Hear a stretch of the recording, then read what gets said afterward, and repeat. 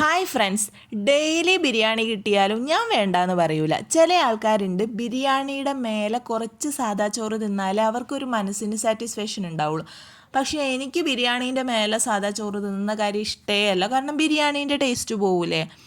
ഈ ഒരു ബിരിയാണി ഉണ്ടല്ലോ, ഇത് ഞാൻ നമ്മുടെ കാലിക്കറ്റ് സ്റ്റൈലുള്ള ബിരിയാണിയാണ് ഉണ്ടാക്കിയത്. പക്ഷേ ഒരു ഈസി വേയിലാണ്. അതായത് ടൊമാറ്റോവും ഉള്ളിയും ഇതുപോലെ കുക്കറിൽ കുറച്ച് വെള്ളം ഒഴിച്ചിട്ട് ഒരു 2-3 വിസിലടിച്ചെടുക്കണം. എന്നിട്ട് അത് ഓപ്പൺ ചെയ്തിട്ട് അതിലേക്ക് പച്ചമുളക്, ഇഞ്ചി, വെളുത്തുള്ളി ഇത് ചതച്ചതാണ് ചേർത്ത് കൊടുക്കുന്നത്.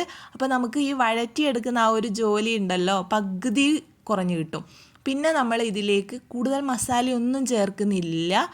ഗരം മസാല, മഞ്ഞൾപ്പൊടി, ഉപ്പ് ഇത്രയും മാത്രമാണ് ചേർക്കുന്നത്. ആ മല്ലിയില എന്താ പ്ലാസ്റ്റിക് ആണോ? പിടിച്ചിട്ടും പോരാത്ത.